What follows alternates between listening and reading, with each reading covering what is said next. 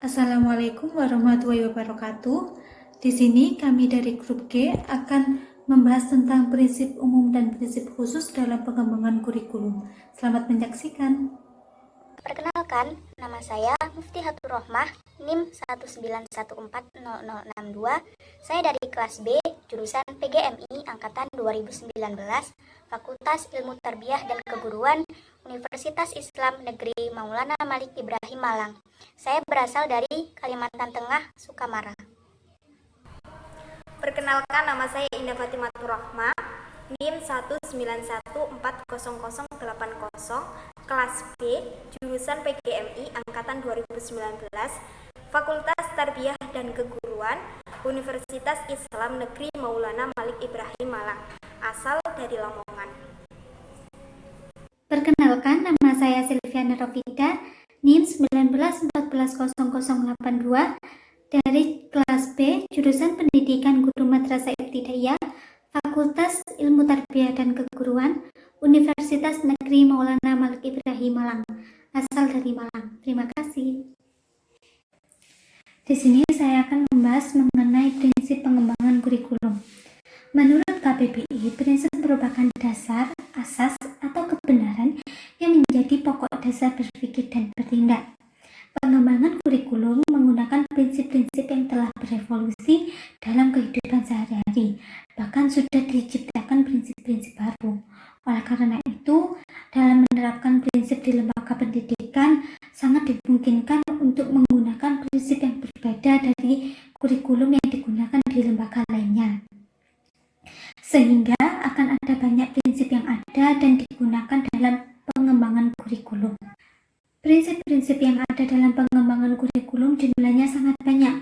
Namun, prinsip-prinsip ini dapat dikelompokkan menjadi dua, yaitu prinsip umum dan prinsip khusus. Prinsip umum adalah sebuah prinsip yang diperhatikan untuk dimiliki oleh kurikulum sebagai totalitas dari gabungan komponen-komponen yang membangunnya. Sedangkan prinsip khusus adalah prinsip yang berkenaan dengan mengembangkan komponen tujuan pendidikan, isi kurikulum, pemilihan proses belajar mengajar, pemilihan media dan alat pelajaran, dan komponen kurikulum lainnya.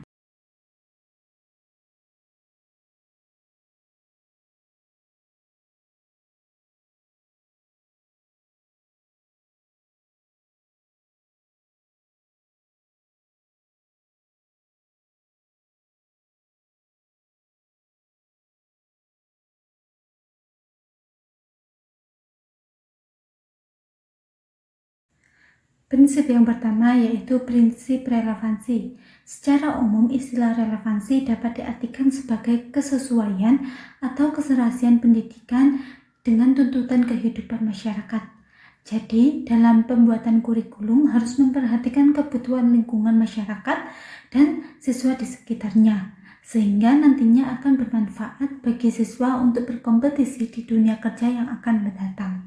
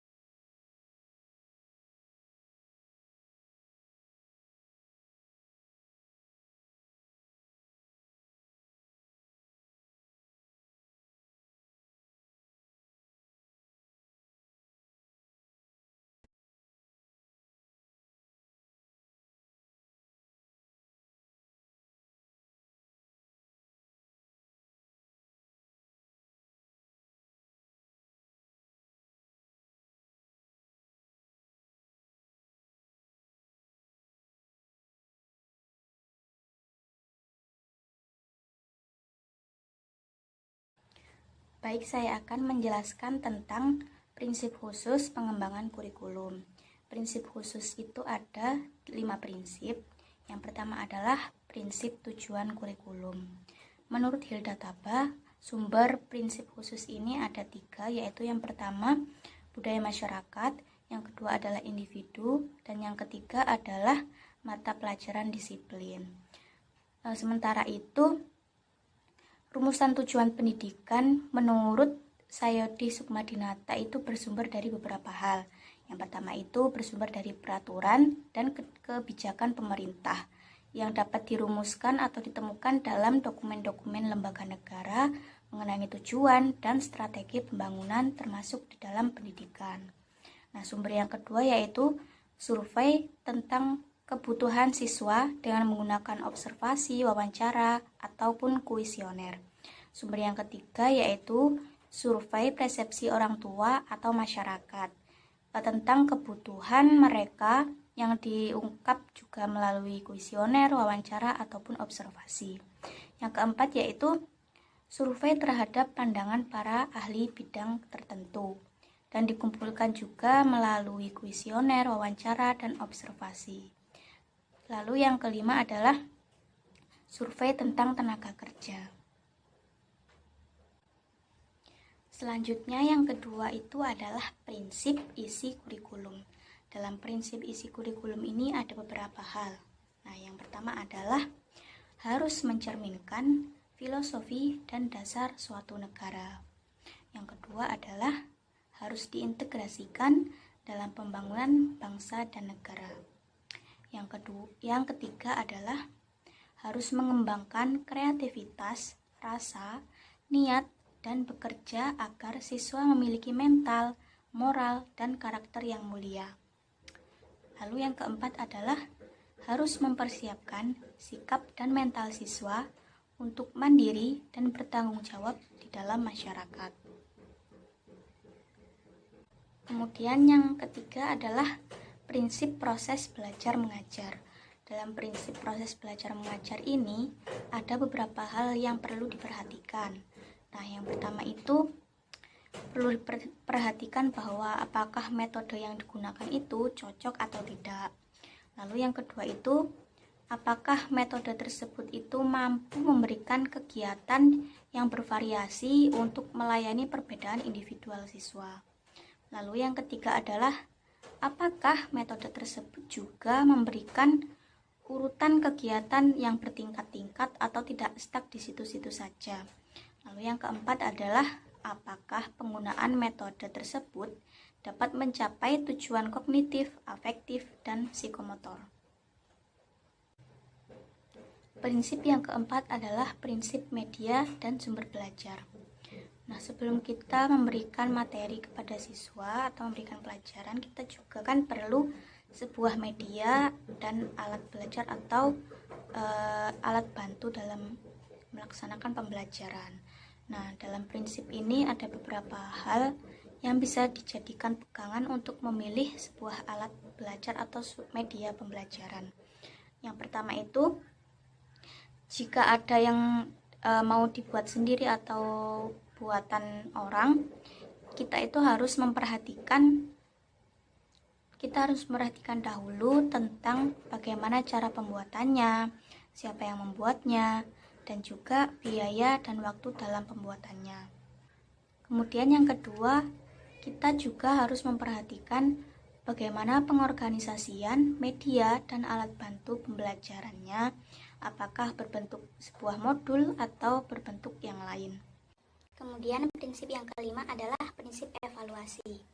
Prinsip evaluasi atau penilaian ini adalah merupakan bagian dari integral sebuah kurikulum dan proses pembelajaran. Dalam prinsip evaluasi ada beberapa hal yang perlu diperhatikan. Nah, yang pertama adalah dalam penyusunan evaluasi itu hendaknya memperhatikan langkah-langkah penyusunan evaluasi, yaitu seperti merumuskan tujuan pendidikan yang umum dalam ranah kognitif, afektif, dan psikomotorik. Lalu yang kedua yaitu menguraikan ke dalam bentuk tingkah laku yang dapat diamati atau rumusan operasional. Lalu yang ketiga adalah menghubungkan dengan bahan ajar. Dan yang keempat yaitu menuliskan butir-butir tes. Kemudian yang kedua yang perlu diperhatikan dalam prinsip evaluasi adalah dalam merencanakan suatu evaluasi hendaknya memperhatikan beberapa hal seperti bagaimana kelas, usia, dan tingkat kemampuan kelompok yang akan dites. Lalu yang kedua, berapa lama waktu yang dibutuhkan untuk pelaksanaannya. Yang ketiga, apakah tes tersebut berbentuk uraian atau objektif. Lalu yang keempat, apakah tes tersebut diadministrasikan oleh guru atau oleh murid.